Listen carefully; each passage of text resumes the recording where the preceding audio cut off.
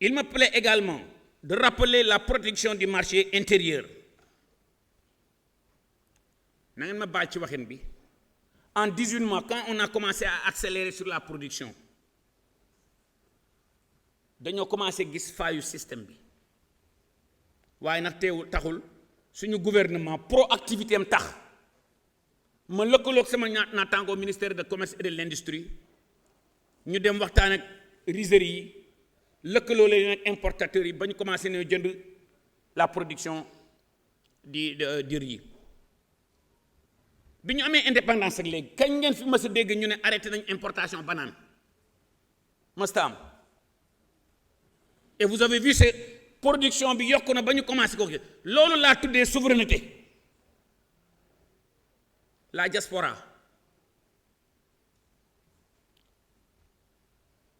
importance su diaspora ci suñu dëkk man Mabou Badiane firnde laa si j'ai fait 25 ans à l'étranger j'ai travaillé dans des multinationales dirigé des banques bi ma ñibbisee diaspora bi dañoo am ñaari mbir capacité d'investir ak xam-xam bu ñu jëlee bitim réew. Honorable député, je m'engage devant cette illustre assemblée. Non seulement on va travailler avec la diaspora, vous allez voir avec la journée nationale de la diaspora, li leen suñu gouvernement bi dencal. Et si vous me permettez d'illustrer, 2 pays, l'Espagne et l'Italie. Notre pays importe 15 000 tonnes de tomates concentrées. C'est l'équivalent de 80 000 tonnes de tomates fraîches. 666 serres de 1 hectare, le problème il est réglé. 10 diaspora bu nekk nga boole leen benn serre. Suñu indee 30-40%, les banques locales accompagnent leen. Suñu leen banques locales yi mënut a accompagner, vous faites des crédits export jaarale ko banques locales yi. Loolu la président Ousmane Sonko di wax mobilisation des ressources endogènes. Le Sénégal sera développé par les Sénégalais. te diaspora bi dañ ci war a saf sàpp ma ñëw ci meew mi nous importons plus de 100 millions d'euros de lait c'est 78 c'est presque entre 65 et 70 milliards il nous faut 100 000 vaches laitières améliorées génétiquement 50 000 hectares d'ensilage de maïs et de sorgho pour que le problème soit réglé foofu aussi diaspora bi am na lu ñu fa mën a investir les coopératives agricoles communautaires la coopérative des diasporas loolu yëpp mën naa nekk président honorable député permettez-moi de demander aux Sénégalais d'être patients parce qu'un pays ne se construit pas en 18 mois ça me plaît de voir que son excellence le président de la République et le premier ministre il parle de Sénégal 2050 mais nous avons vu en 18 mois ce que ce gouvernement-là a fait xam nga waxoon naa fi lenn président Ousmane Sonko di reetaan nee naa lu ne fànn kenn du ko jeex waaye résultat yi ñu def te monsieur le ministre des finances et du budget amagul xaalis bi bu amee xaalis lamp yi tàkk donc quant à le prix de la manière dont j'ai déclaré l'ouverture de la campagne honorable député Thérèse peut-être il y a quelque chose que vous avez raté. Le jour où j'ai fait la publication du prix, c'était un mercredi. C'était juste après le Conseil des ministres. C'est parce que le format de communication du Conseil des ministres a changé. C'est durant la communication du Conseil des ministres où j'ai dit que ça a été décidé au Conseil des ministres, l'homologation du prix plancher. Lolo benn la. C'est vrai que mes équipes m'ont dit de ne pas répondre. Mais honorable député Thérèse, avec tout le respect que je vous dois, je vais répondre. Parce que vous m'avez interpellé. Demal xool depuis bi ma jëlee ministère bi ak léegi ndax FONGIP financé na ma ndax FONSTAB financé na ma et pourtant avant may jël il m'avait déjà donné une attribution mais dama ko décliné parce que conflit d'intérêt boobu laay bañ. Je crois à ce pays et je crois fondamentalement à ce pays. Je vais tout pour rester à l'étranger. Je suis revenu ici parce que je crois à ce pays. Donc, avec tout le respect que je dois à cette assemblée su ngeen di wax ak nit ñi ay borom kër ñoo fi nekk ay kilifa ñoo fi nekk nañuy wax nañuy seetaat ndax li ñuy wax dëgg la wala du dëgg. L'ouverture officielle de la campagne de commercialisation, on a eu deux réunions préparatoires. Une troisième réunion dirigée par le secrétaire général du gouvernement. Dirigée par le secrétaire général du gouvernement, c'est là où on avait discuté non seulement du prix de l'arachide, du prix plancher, de la manière dont nous devons organiser la campagne et de l'ouverture de la campagne. J'ai déjà signé la lettre.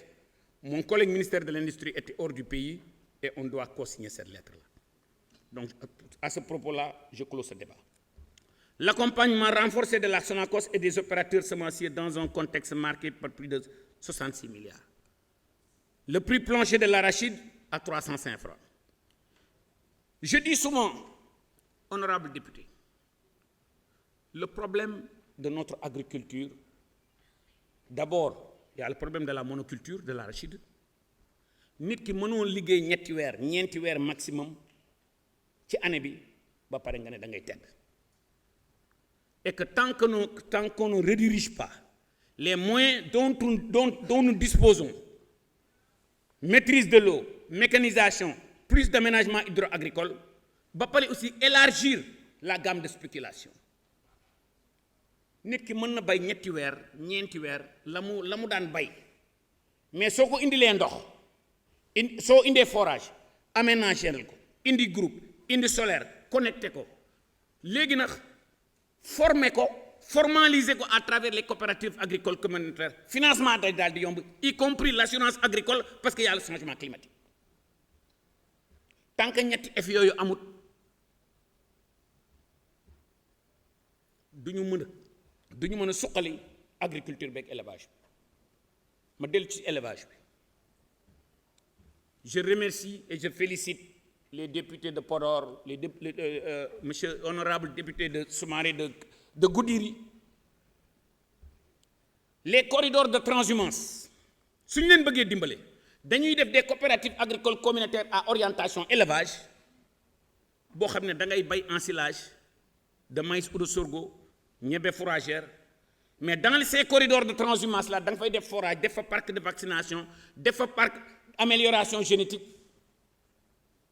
parce que dëkk yi nga xam ne ñii yëpp dañ fay importer meew moo xam Brésil la moo xam Irlande la race locale yi lañ jël améliorer leen génétiquement su ngeen gisee jéego yi si suñu gouvernement bi def ci programme ANIPL bi jéego yi ñu ci def ci programme GPS bi moo lay wan ne la ñun gëm nañu élevage.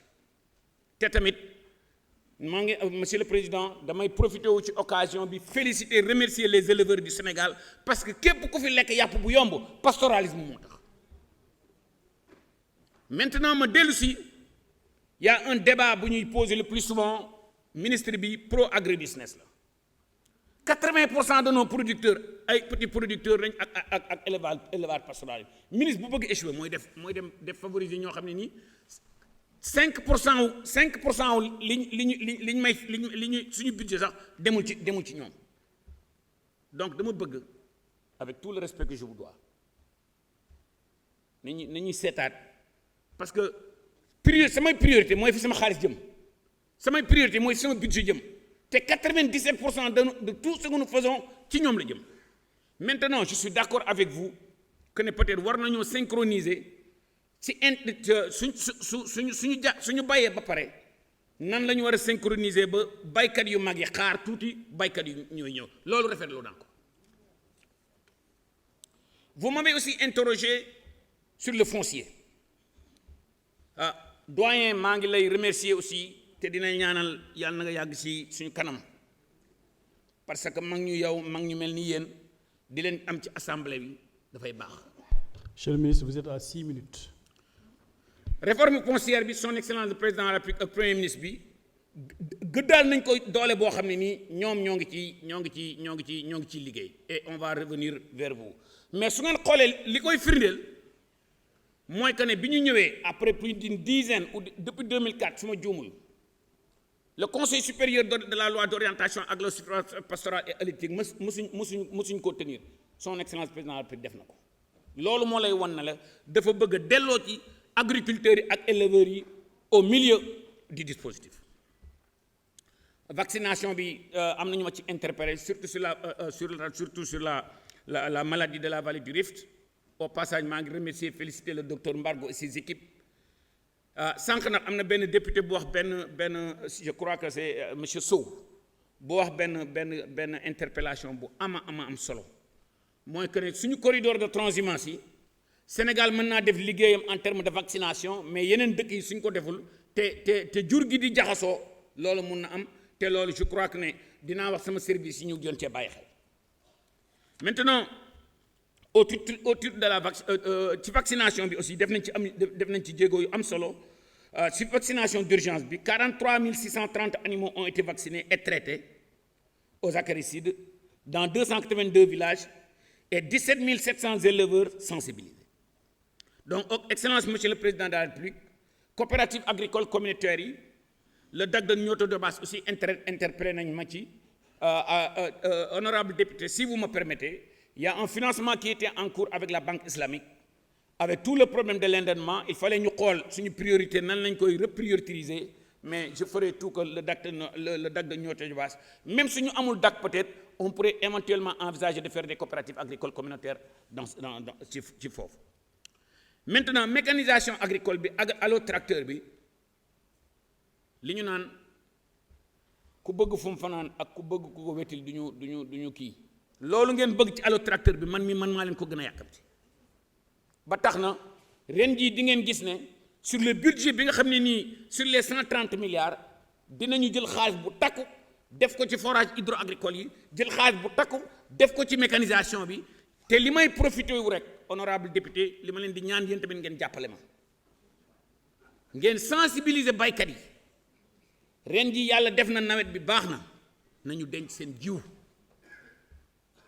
xam nga nag jubanti bi du nekk rek théorie dafa war a nekk pratique donc baykat yi denc leen ci seen jiw ren récolte yi denc leen ci seen jiw te ngeen teel a nax dem inscrire ci digitalisation parce que su ngeen bëggee suñu leen joxee engrais ñu xam ne jot ngeen ci suñu leen joxee jiw ñu xam ne jox ngeen ci alors tracteur bi ngeen bokk ci da ngeen di teel a dem bindu ci digitalisation. La maîtrise de l'eau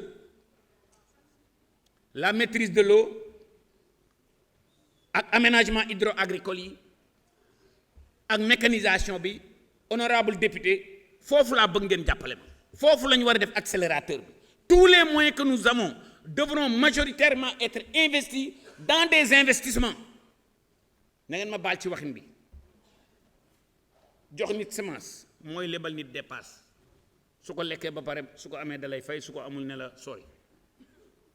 Donc su ñu bëggee def loo xam ne ni day transformer agriculture bi ak élevage bi dañuy forage dañuy mécaniser dañuy def aménagement hydro-agricole damay wax ne son excellence le président Abdou Diouf dafa defoon benn programme bañ tuddee woon ko monsieur forage madame Moulin monsieur forage boobu suñ ko bàyyiwuloon tey ji ñëpp dañuy bay. On a initié un projet pour faire il y a 525 communes rurales au Sénégal. su dee at bu nekk nga def ñaar wala ñetti forage yuy dem ba ci maïs tricène soo ko defee fukki at Sénégal ñëpp dañuy bay 12 mois sur 12. À quoi s'ajoute l'ambitieux projet du transfert d'eau? À quoi s'ajoute Préfère-l'eau? À quoi s'ajoute le barrage de Sambangalou sur le Kédougou qui va aménager, qui va libérer presque 40 000 hectares? Loolu investissement la. Loolu investissement la. Donc moi je crois que les 130 milliards honorables députés, monsieur le président, jàppale leen ñu waxtaan ak population bi waxtaan ak askan bi ba nga xam ne nii investissement la ñuy def pas seulement de la consommation. Santé animale bi wax naa ci. Pensez à conclure. D'accord. Maintenant, Excellence monsieur le Président, les gens aussi m'ont interpellé pour donner beaucoup plus de moyens à l'ISRA. Commencez nañu. Vous pouvez demander au directeur de l'ISRA par rapport aux moyens qu'ils avaient l'habitude d'avoir et ce qu'on les a donné cette année te day yokk un des députés m'a interpellé lan laa jële Brésil bi ma demee Brésil ba ñëw xool la waa Embrapa def. Embrapa moom mooy équivalent wu ISRA dama gën a dooleel ISRA gën a booster mécanisation gën a booster la maîtrise de l'eau. En tout cas maa ngi rafetlu bu baax li ma fi dégg lépp